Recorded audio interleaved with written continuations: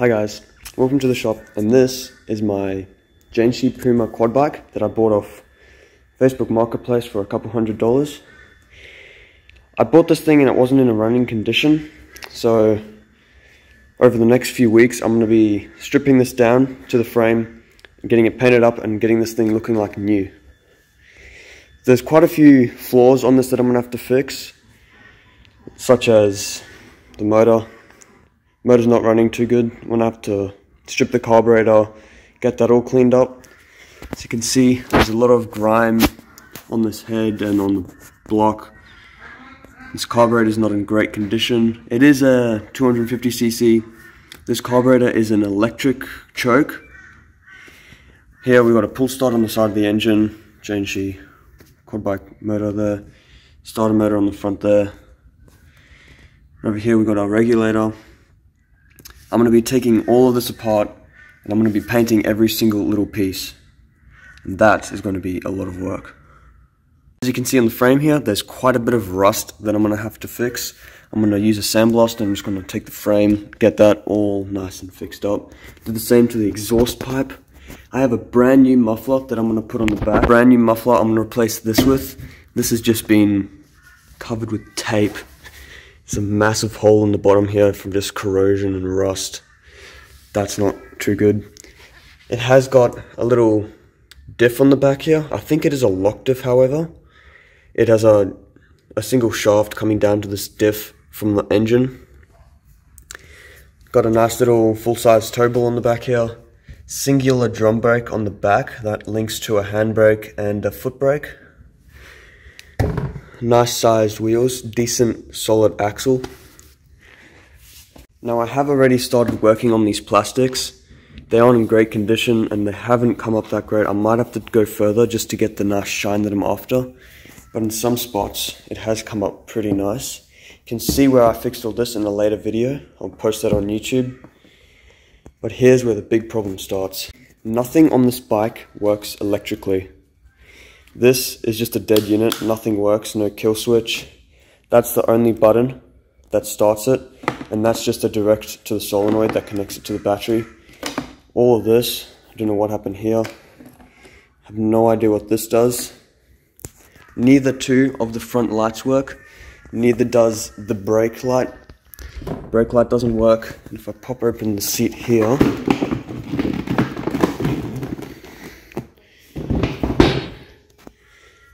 there's just wires, electrical tape, unplugged connectors.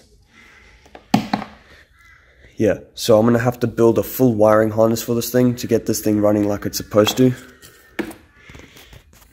Here we have the airbox. Take a look inside this. Gonna need something to open that up with. Try and do everything with one hand. Inside here we have one very, very dirty airbox. I think that just goes straight to the carburetor. And then we have another little pipe in there, I don't know if you can see that. In here, there's a little pipe that just goes up to here, like a little snorkel thing. I think that's pretty cool. This filter is very dirty. It's also a little bit damaged. Hopefully I can fix this, because I know parts for this are very, very hard to come by. Just leave that there. We have a massive fuel tank over here. This fuel tank comes from the top here, goes all the way around here, all the way up here. It's just a massive tank. Don't know if you can see it up there. Just see it's absolutely massive tank. Over on the handlebars here, we have, that's the back brake. That's very, very, very stiff. That doesn't work. Got a throttle here. Take that unit off and repaint this to make that look nice and new. And then I've also got a set of gauges that I'm going to put here. That's going to make them look very nice. Now, I'm going to go over here and show you all the stuff that I've bought for this thing. This is going to probably be the coolest little upgrade I've got for it. I'm going to place these right here. I've got a little voltage, temperature, and oil sensor. These should all link up to the engine. I'm not sure about the oil sensor, but over here, I don't know if you can see this, but I have a little temperature gauge and temperature sensor over there, so that will plug straight in. Connect the voltage straight to my battery, and then over here I'll connect the oil pressure sensor, which is this little thing. Oil gets pressurized in here, in there. Connect the little terminal there, which sends a little electronic signal straight to the gauge. There for this minute, and I have this massive new muffler. Check the size of that hole. Just for comparison, compare it to this muffler over here. Check at that size difference. That is massive. This muffler should, with a bit of custom work, fit straight into there. Just look at that color. That's going to look amazing. The size of this, it's going to provide a really nice little have this brand new little switch. I'm going to replace that with this, and I'm going to do a bit of custom work to it so that I can get this to activate my spotlights, or this maybe. I'll see. Got a nice little kill switch there,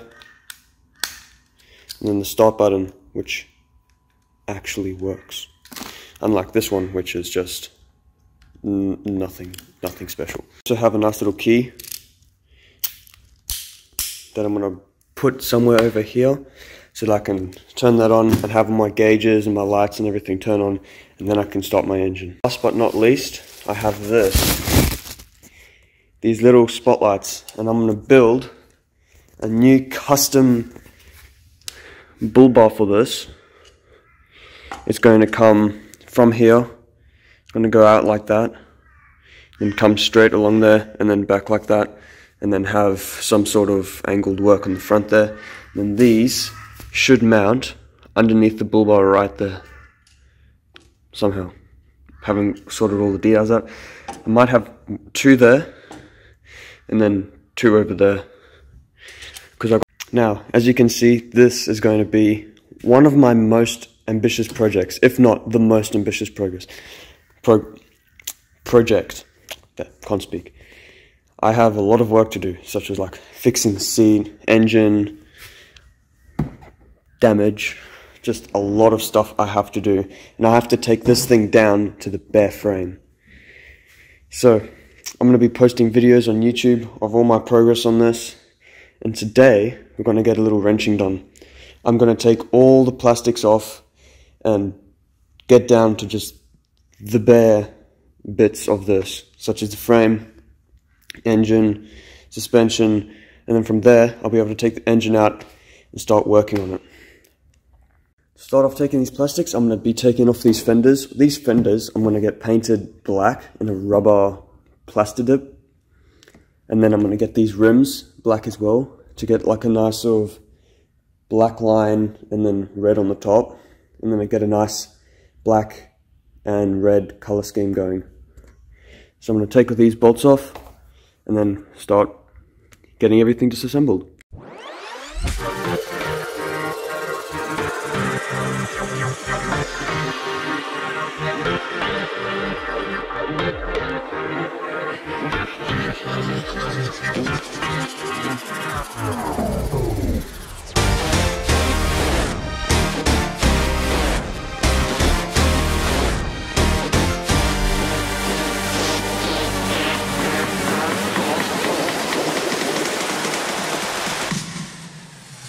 So I've got the first fender off on the front, and there's a lot of dirt that's sat behind here. And this is very dirty. There's so many screws, I think 6 screws just to hold on that, 7 including this one. But I have a big problem over here. You can see here, I've taken all the bolts out, all the stock bolts. Because of this crack here, the previous owner has put 4 of these sort of bolts in, all bolted in the back, which is going to be a big problem because when I take these out, they're going to leave big holes, which is a bit of a problem. And hopefully, these will just twist off, but if not, it's going to be a bit of a issue trying to get those off. Got a bit of an issue here. It's not a 10. It's not an 11, and it's not a 12. 12 is too big, 11 is too small. so I don't have any bolt that I can, or any spanner socket that I can use to get those off. So I'm gonna have to try an interesting number of things to get those off. Got this little shifter. I'm gonna try to get these off. Put that on there.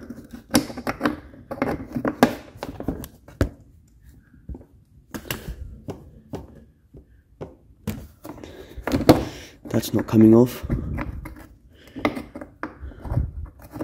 Put some inox lubricant on this, try and get it off. They just don't seem to want to budge. So I'm gonna have to try and take the rest of the plastics off, and then I'll try and have a look at those to see what I can do with them.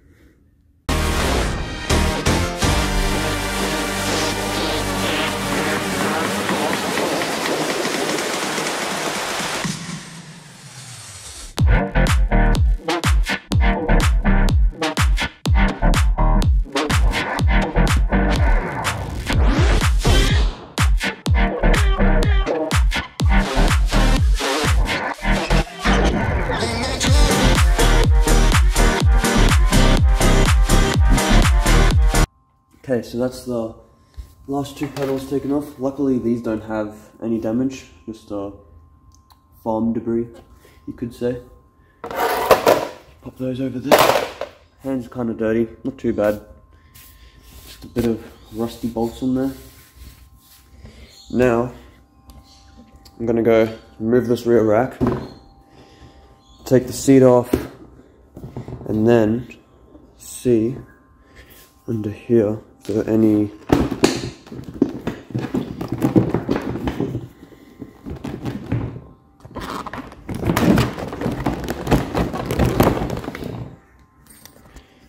give me a sec.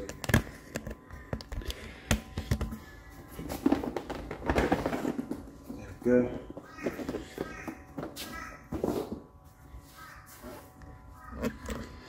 Yep, so I should be able to take these off. Then these should probably disconnect the battery. Just an idea, you know. And then this should come off as one piece. This should come off as one piece. And then this should come off in one piece. So it should break up into 3 sections. And then I'll really get to have a decent look at the frame and see if I need to be re-welding anything.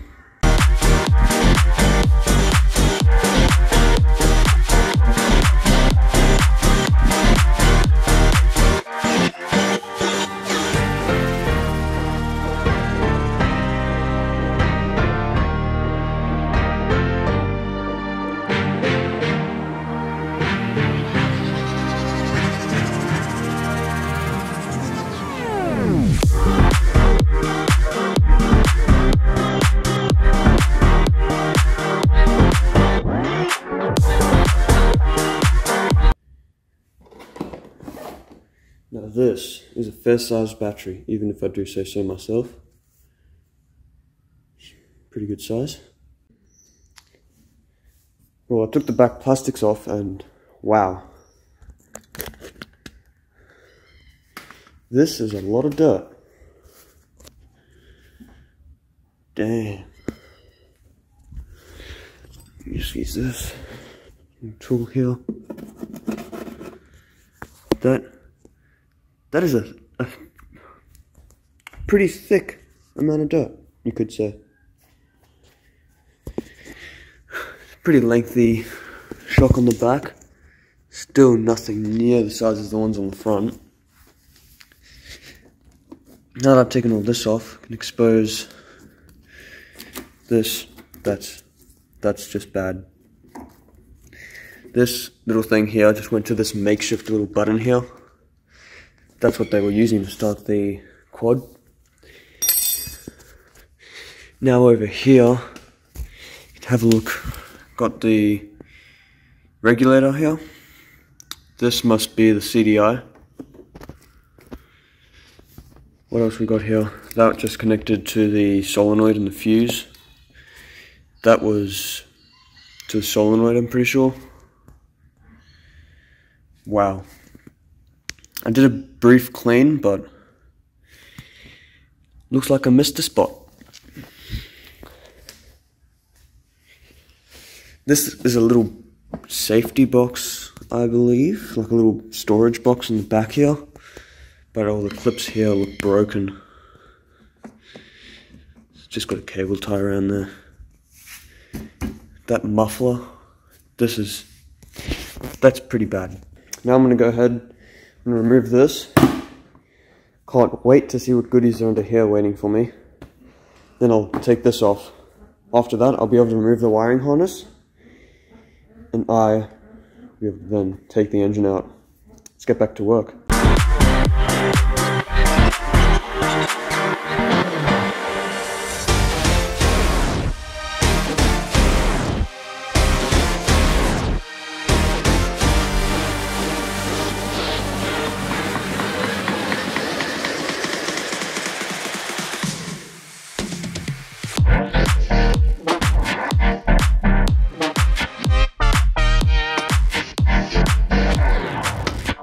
Okay, so I've just got the front one off. A lot more connectors.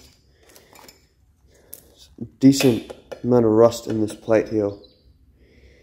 This is a bit of new connector to me. I've never seen that before for a shock. Shocks I mainly deal with something similar to this. They just bolt on with a, don't know if you can see that, just like in there. Those are big shocks. I'm going to try and see if I can get a color scheme on those to make them look sort of aftermarket. I don't know, we'll see how we go. Like I said, I have no idea what this does. That's not great. Cut connector there. There's a bunch of unplugged stuff in here. This wiring harness is going to need a lot of work. Now, theoretically, if I just unscrew that, that just comes away like that. Nice. So that's all the plastics stripped off of my Jianshe Puma 250.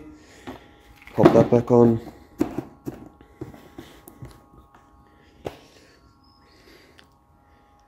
Well, thank you guys for watching. If you enjoyed this, and if you want to see more progress on this quad, I'm going to further strip it down, take the engine out next video, and then we'll get everything sandblasted and cleaned up. If you want to see all of that, please consider subscribing. Thanks for watching, and I'll see you in the next one.